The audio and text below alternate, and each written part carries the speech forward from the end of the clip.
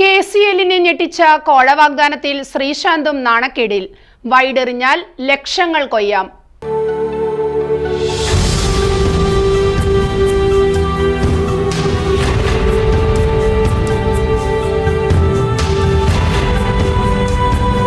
ലോക ക്രിക്കറ്റിനെ അന്നുമിന്നും നാണക്കേടിലാക്കുന്ന വിഷയമായി മാറുകയാണ് ഒത്തുകളി. മത്സരം തങ്ങൾക്ക് അനുകൂലമാക്കാൻ വാതുവെപ്പുകാർ കളിക്കാരെ സമീപിച്ച് ലക്ഷങ്ങളും കോടികളും വാഗ്ദാനം ചെയ്യുന്നതിന് ഇപ്പോഴും ഒരു കുറവും വന്നിട്ടില്ലെന്ന് തെളിയിക്കുകയാണ് കേരള ക്രിക്കറ്റ് ലീഗ് അഥവാ KCL. പ്രഥമ KCLനെ തിരശ്ശീല വീണതിന് പിന്നാലെയാണ് കോഴക്കഥകളും പുറത്തുവരുന്നത്. സംഭവത്തിൽ പോലീസ് അന്വേഷണവും ആരംഭിച്ചു കഴിഞ്ഞു. ക്രിക്കറ്റ് രംഗത്തെ കോഴക്കളി അവസാനിപ്പിക്കാൻ ICCയും BCCIയും എല്ലാം ശക്തമായ നടപടികൾ എടുക്കാറുണ്ട്. കോഴാരോപണം തെളിയിക്കപ്പെട്ടാൽ പിന്നീട് ഒരിക്കലും ക്രിക്കറ്റ് കളിക്കാൻ കഴിയാത്ത വിധം കളിക്കാരെ വിലക്കുന്ന നിയമമുണ്ടായിട്ടും ഒത്തുകളി പിടിച്ചുകെട്ടാനായിട്ടില്ല. 2 കളിക്കാരാണ് KCLൽ കോഴാരോപണവുമായി എത്തിയിരിക്കുന്നത്. കാലിക്കറ്റ് ഗ്ലോബസ്റ്റേഴ്സിന്റെ കളിക്കാരനായ അഖിൽ സ്കറിയ, ആദ്യ സീസണിൽ ജേതാക്കളായ കൊല്ലം സെയിലേഴ്സിന്റെ അമൽ രമേശ് എന്നിവരെ വാതുവെപ്പുകാർ സമീപിച്ചെന്ന് BCCIക്ക് പരാതി നൽകി. പ്രതികൾ ഇൻസ്റ്റാഗ്രാമിലൂടെയും വാട്സാപ്പിലൂടെയുമാണ് കളിക്കാരുമായി ബന്ധപ്പെട്ടത്. എറിയുന്ന ഓരോ വൈഡ് നോബോളിനും 1 ലക്ഷം രൂപയാണ് വാഗ്ദാനം. അവരുടെ നിർദ്ദേശപ്രകാരം 1 ഓവർ എറിയാൻ 5 ലക്ഷം രൂപയും വാഗ്ദാനം ചെയ്തു. ക്രിക്കറ്റേഴ്സ് ഹബ് 01 എന്ന ഇൻസ്റ്റാഗ്രാം ID വഴിയാണ് കാലിക്കറ്റ് ഗ്ലോബസ്റ്റേഴ്സിന്റെ കളിക്കാരനായ അഖിൽ സ്കറിയയെ ബന്ധപ്പെട്ടത്.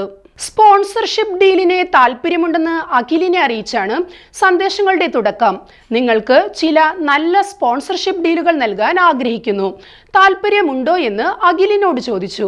കൂടുതൽ അറിയാൻ അഖിൽ പ്രതികരിച്ചതോടെ അവരുടെ നിർദ്ദേശപ്രകാരം 1 ഓവർ എറിയാൻ 5 ലക്ഷം രൂപ വാഗ്ദാനം ചെയ്തു. കൂടാതെ തങ്ങളുടെ ഇംഗിതത്തിനനുസരിച്ച് കളിക്കാൻ കൂടുതൽ തുക നൽകാമെന്നും പറഞ്ഞു. ഏരീസ് കൊല്ലം സെയിലേഴ്സിലെ അമൽ രമേശിനെ ചണ്ഡീഗഡ് സ്വദേശിയായ സുരേന്ദർ എന്ന് പരിചയപ്പെടുത്തിയ ഒരാൾ വാട്സാപ്പ് വഴിയാണ് ബന്ധപ്പെട്ടത്. 1 വൈഡ് അല്ലെങ്കിൽ നോബോൾ എറിയുന്നതിന് അമലിനെ 1 ലക്ഷം രൂപയായിരുന്നു വാഗ്ദാനം. കൂടുതൽ എറിഞ്ഞാൽ കൂടുതൽ പണം നൽകാമെന്നും അറിയിച്ചു. അഖിലിനെ പ്രതികൾ ഓഗസ്റ്റ് 25-നും അമലിനെ സെപ്റ്റംബർ 9-നുമാണ് ബന്ധപ്പെട്ടത്. ഒത്തുകളി വാഗ്ദാനമുണ്ടായാൽ ഉടൻ അധികൃതരെ അറിയിക്കണമെന്നാണ് BCCIയുടെ നിർദ്ദേശം. ഒത്തുകളിക്ക് കൂട്ടുനിന്നില്ലെങ്കിലും ഇക്കാര്യം അറിയിക്കേണ്ടതുണ്ട്. അങ്ങനെയല്ലാത്ത പക്ഷം ഒത്തുകളി വാഗ്ദാനം പിന്നീട് പുറത്തറിഞ്ഞാൽ കളിക്കാരനെതിരെ അച്ചടക്ക നടപടിയുണ്ടാകും. നേരത്തെ ബംഗ്ലാദേശ് മുൻ ക്യാപ്റ്റൻ ഷാക്കിബ് അൽ ഹസനെതിരെ ഈ രീതിയിൽ ICC നടപടിയെടുത്തിരുന്നു. KCL കളിക്കാരുടെ പരാതിയിൽ കേസുകൾ രജിസ്റ്റർ ചെയ്ത് പോലീസ് അന്വേഷണം ആരംഭിച്ചു കഴിഞ്ഞു. കളിക്കാരെ സമീപിച്ച അക്കൗണ്ട് ഉപയോക്താക്കളുടെ ഐഡന്റിറ്റി വെളിപ്പെടുത്തണമെന്നാവശ്യപ്പെട്ട് ഇൻസ്റ്റാഗ്രാമിന്റെയും വാട്സപ്പിന്റെയും നോഡൽ ഓഫീസർക്ക് കത്തയച്ചിട്ടുണ്ട്. ഇതോടെ വാഗ്ദാനം നൽകിയവരെ പിടികൂടാൻ കഴിയുമെന്നും അതിലൂടെ വാതുവെപ്പ് സംഘത്തെ പൂട്ടാമെന്നുമാണ് കണക്കുകൂട്ടൽ. രാജ്യത്തെ മിക്ക ക്രിക്കറ്റ് അസോസിയേഷനുകളും നിലവിൽ ലീഗ് മത്സരങ്ങൾ നടത്തുന്നുണ്ട്. ആദ്യ സീസണിൽ തന്നെ കേരള ക്രിക്കറ്റ് ലീഗിൽ കോഴ വാഗ്ദാനം ഉയർന്നെങ്കിൽ ഇന്ത്യൻ ക്രിക്കറ്റിനെ ചുറ്റിപ്പറ്റി ശതകോടികളുടെ ഒത്തുകളി നടക്കുന്നുണ്ടാകുമെന്നാണ് വിലയിരുത്തൽ. പല മുൻ ഇന്ത്യൻ താരങ്ങളും കോഴ വാഗ്ദാനത്തിൽ കുടുങ്ങി നടപടി നേരിട്ടിട്ടുണ്ട്. കേരള താരം S ശ്രീശാന്തും IPLലെ ഒത്തുകളി വിവാദത്തിൽ ഉൾപ്പെട്ടു. KCLലെ കോഴ വാഗ്ദാനം ശ്രീശാന്തിനെയും നാണക്കേടിലാക്കുന്നുണ്ട്. തുടക്കം മുതൽ KCLന്റെ പ്രചാരണ പരിപാടികളിൽ ശ്രീശാന്ത് മുൻനിരയിലുണ്ടായിരുന്നു. ചാമ്പ്യന്മാരായ കൊല്ലം സെയിലേഴ്സിന്റെ ബ്രാൻഡ് അംബാസഡറും ഉപദേശകനും കൂടിയാണ് ശ്രീശാന്ത്. ടീമിന്റെ ഉടമസ്ഥതയിലും ശ്രീശാന്തിന് പങ്കാളിത്തമുണ്ടെന്ന് പറയപ്പെടുന്നു. ഈ ടീമിലെ ഒരു കളിക്കാരനെയാണ് ഒത്തുകളിക്കാർ സമീപിച്ചതെന്നത് ശ്രദ്ധേയമാണ്.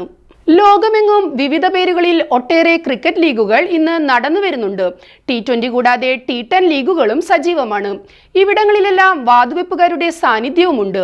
എല്ലാ വാതുവെപ്പുകളും പിടികൂടപ്പെടുന്നില്ല എന്നതുകൊണ്ട് തന്നെ കളിക്കാരും ഒത്തുകളിയിലൂടെ സമ്പന്നരാകുന്നു.